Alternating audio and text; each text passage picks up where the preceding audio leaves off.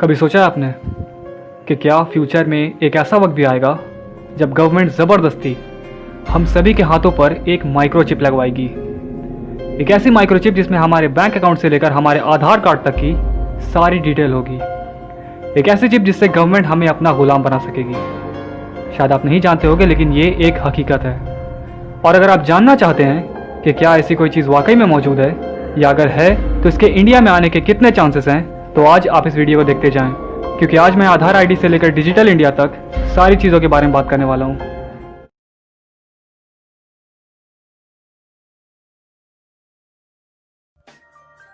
तो सबसे पहले हम ये जान लेते हैं कि ये RFID यानी रेडियो फ्रीक्वेंसी आइडेंटिफिकेशन चिप है क्या।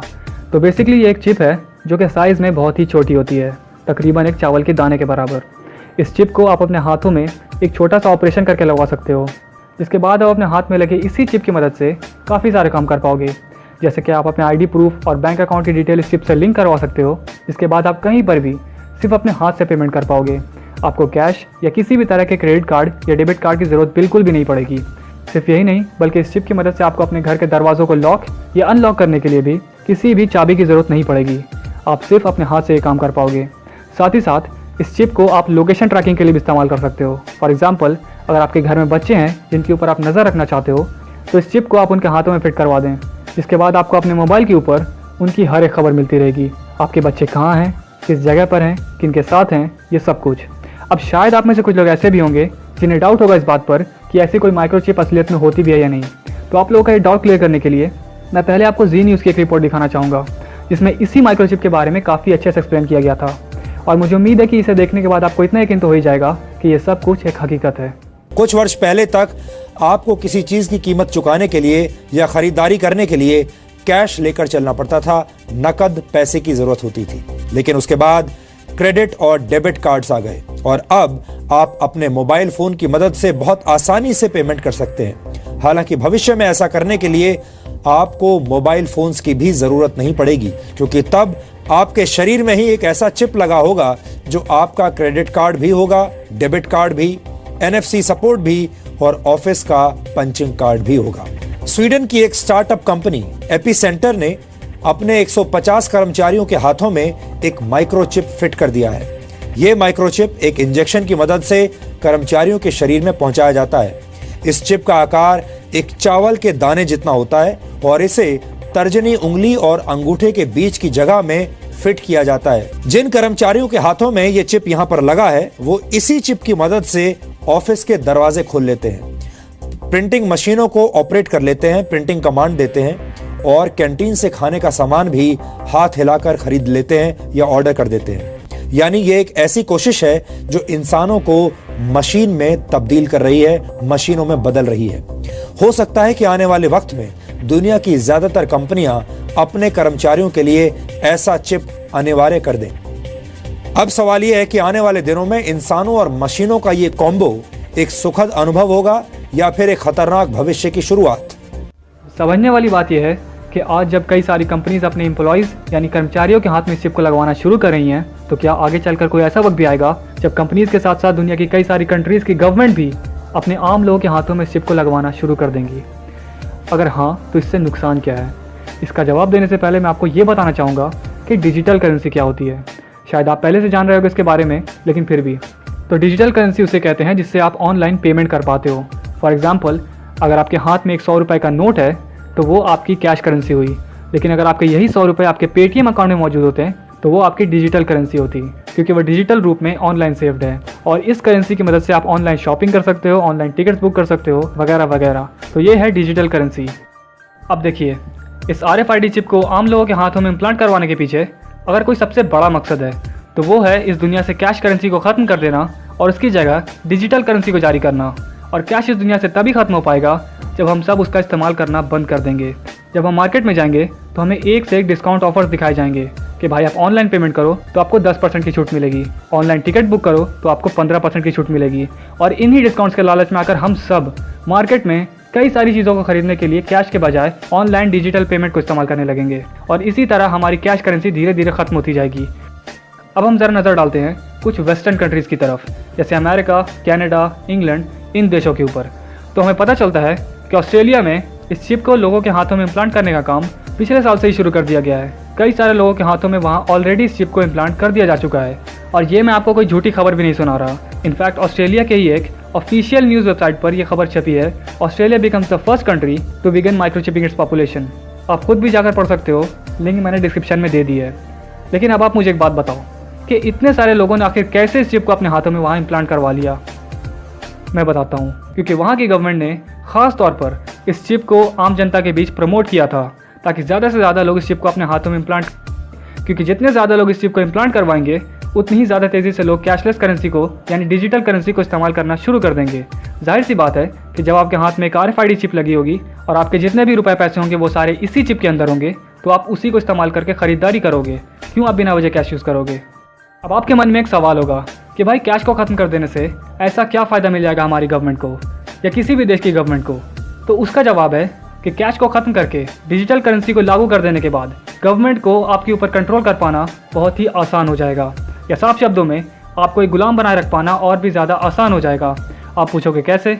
क्योंकि आपके हाथों में लगी इसी RFID चिप के अंदर आपके बैंक अकाउंट की सारी डिटेल है, आपके ID प्रूफ की सारी डिटेल है। अगर आप कोई भी ऐसी हरकत करते हो जो आपकी गवर्नमेंट को पसंद नहीं आती, तो वो सीधे सीधे आपके हाथ में लगे चिप को डीएक्टिवेट कर देंगे, यानी बंद कर देंगे। इसके बाद आप धीरे धीरे भूख से तड़प तड़प के मर जाओगे, क्योंकि उस वक्त कैश तो दुनिया में रहेगा ही नहीं और मार्केट से कुछ भी खाने पीने की चीज़ खरीदने के लिए आपको अपने RFID चिप की ज़रूरत है, क्योंकि आपका सारा पैसा इसी चिप के अंदर है, जिसको आपकी सरकार ने अब डीएक्टिवेट करके इनवैलिड करार दिया है। अब इसका रिजल्ट ये निकलेगा कि या तो आप चुपचाप गवर्नमेंट की हर बात मानोगे या भूख से मर जाओगे। अब शायद आप में से कुछ लोग ऐसे भी होंगे जिन्हें ये RFID चिप को लोगों के हाथों में इम्प्लांट करने वाली बात बचकानी लग रही होगी या बेतुकी लग रही होगी। तो उसके लिए मैं आपके सामने कुछ ऐसी चीज़ें रखता हूँ, इसके बाद आप शायद इस बारे में थोड़े सीरियस हो जाओगे। तो पहली चीज़ जो मैं आपको बताना चाहूँगा वो है एरन रोजो के बारे में। तो पहले आप ये जान लें कि ये एरन रोजो है कौन। एरन रोजो एक अमेरिकन बिजनेसमैन, एक फिल्म प्रोड्यूसर और एक पॉलिटिकल एक्टिविस्ट भी थे, पर अफसोस आज से करीबन 10 साल पहले इनकी मौत हो चुकी है। लेकिन मरने के ठीक कुछ महीने पहले इन्होंने एक बहुत बड़ा खुलासा किया था, जिसे शायद आपको एक बार देखना ज़रूरी है। एक इंटरव्यू में इन्होंने बताया कि कुछ वक्त पहले इनकी मुलाकात रॉकीफेलर ख़ानदान के एक शख्स जिनका नाम निकोलस रॉकीफेलर है उनसे हुई थी। अब ज़रा आप ये जान लें कि ये रॉकीफेलर ख़ानदान या कह लीजिए कि ये रॉकीफेलर फैमिली है क्या। असलियत में ये एक ऐसी फैमिली है जो दुनिया के रिचेस्ट यानी सबसे ज़्यादा अमीर फैमिलीज़ में से एक होने के साथ साथ एक पॉलिटिकल फैमिली भी है। और सिर्फ यही नहीं, ये Rockefeller family council on foreign relation यानी CFR की फाउंडर भी है।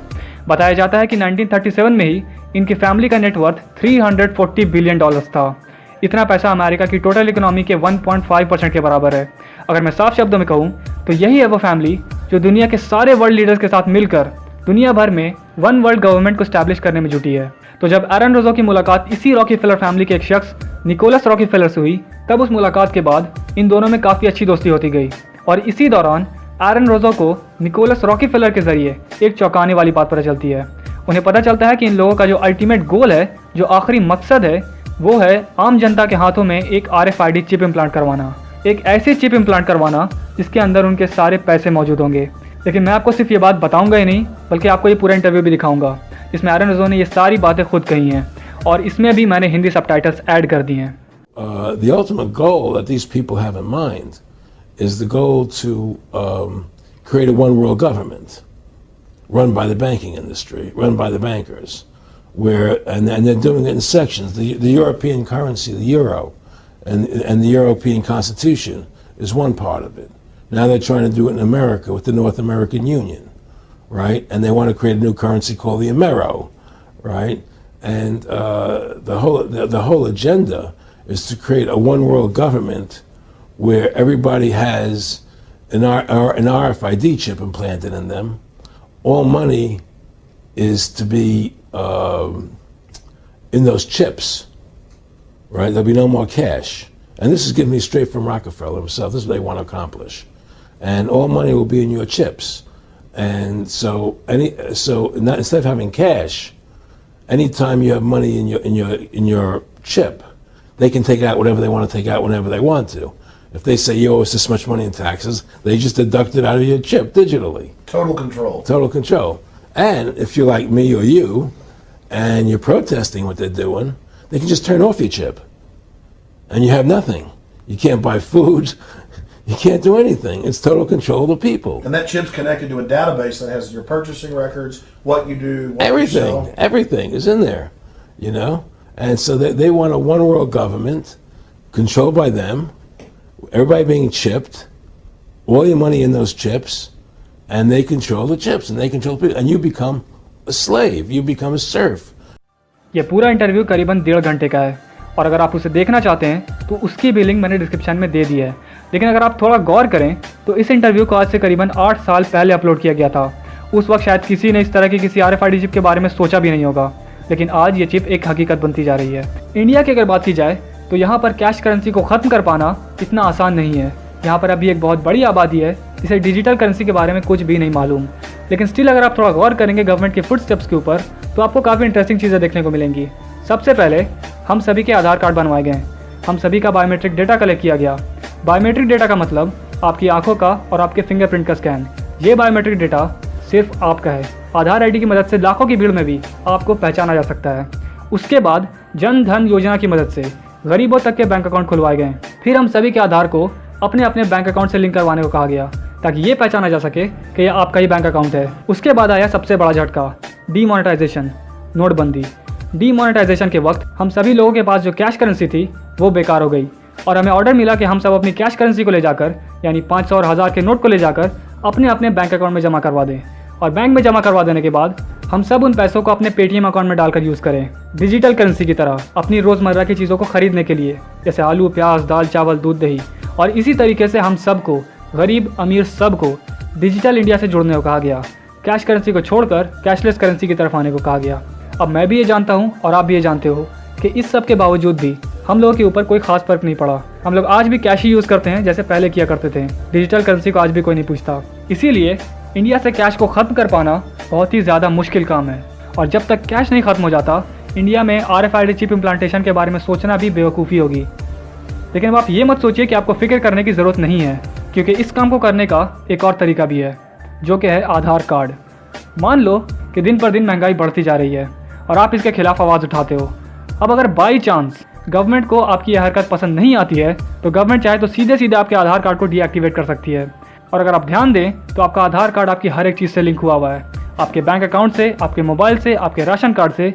और एक बार आपके आधार कार्ड के डीएक्टिवेट हो जाने के बाद ना आप अपने बैंक अकाउंट से 1 रुपया भी निकाल पाओगे, ना आप अपने मोबाइल से कोई कॉल कर पाओगे और ना ही आप अपने राशन कार्ड से कुछ भी खाने पीने का सामान ले पाओगे। आपके पास कुछ भी नहीं बचेगा और ये आने वाला वक्त ही बताएगा कि ये सब कुछ सच होगा या नहीं।